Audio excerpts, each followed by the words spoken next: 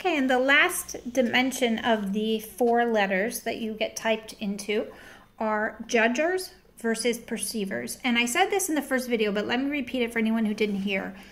Judgers are not judgmental people, and perceivers are not super perceptive. So don't get confused by these words that you use in common usage in a totally different way than they're meant to be used here. These are just the terms that were applied to these sides of the continuum, and judgers are not judgmental, and perceivers are not incredibly perceptive. So that's just what they're called, judgers and perceivers. And in your type, for example, if you're an IST, this is the last number, J or P, okay? Last letter. I keep saying number, letter, whatever. So judgers value the destination more than the journey, whereas perceivers really value the journey more than the destination. Judgers like to make plans and feel comfortable once the decision is made, and they could feel very anxious until things are closed up. A perceiver likes changing situations, and they feel more comfortable when all of the options are still open, you're still gathering information, the choices are still on the table, and nothing's locked in and set in stone yet.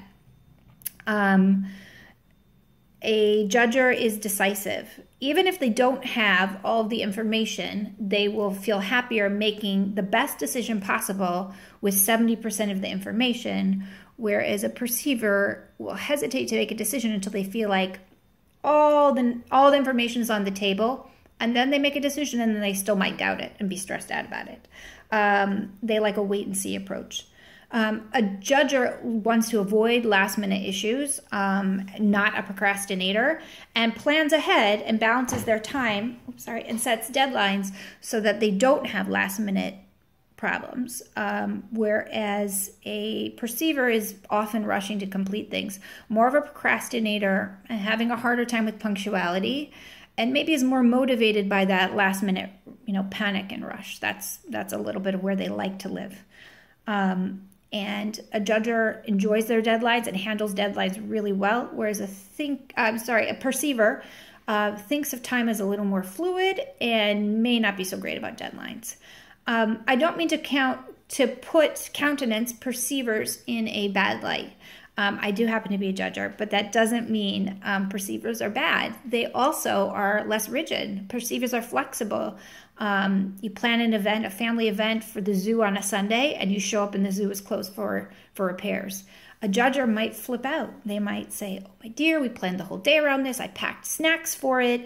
I don't know anything else to do in this area. What are we going to do? The whole day is lost now. My plan is thrown out the window.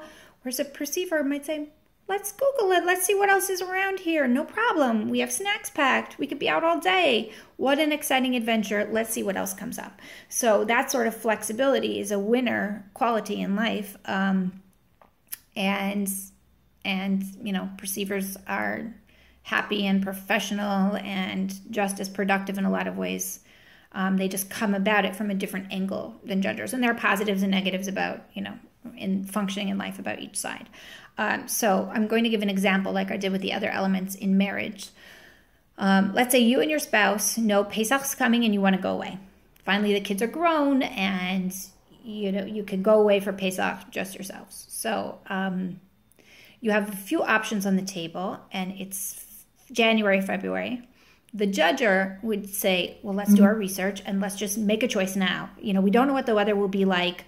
We're not sure which place will be better in the end, or if more of our friends are going here or there, but there's an early bird discount, and I just want to know that it's planned so I can start letting people know and structuring, my schedule around it and packing and whatever else. I want to know where I'm going, get out the Spanish-English dictionary if we're going somewhere there, or start thinking about museums in Europe if we're going there. Okay, let's not say it's Pesach then, whatever. Whereas a perceiver might say, why decide now? It's January. We have plenty of time. The deadline for booking isn't until March. Let's leave it open-ended. Let's see who's going where, how we're feeling. Let's get more information. Let's do more research. Why rush? What if we make the wrong choice? What if we decide we're going here and then we find out a few weeks later everyone we know is going to the other place and we have a non-refundable deposit, or we hear something, some bad news about the place we thought we might go, let's just leave it open and we can decide at the last minute. Like if the deadline is March 1st, why turn in anything before February 28th? That doesn't make any sense. So that's an area for potential conflict and how the two would approach a problem differently.